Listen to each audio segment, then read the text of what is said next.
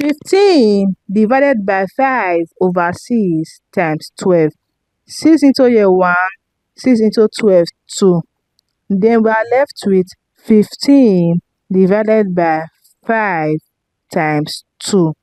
15 divided by 5 will give us 3. Then we have 3 times 2. 3 times 2 will give us 6. 6 is the wrong answer to this question because division and multiplication have equal priority. So we have to work from our left to our right, which is we have to solve our division first before solving our multiplication here. Let us solve the right answer to this question. First of all, we are going to work with 15 divided by 5 over 6 using the rule of KCF. K stands for keep, C stands for change, and F stands for flip.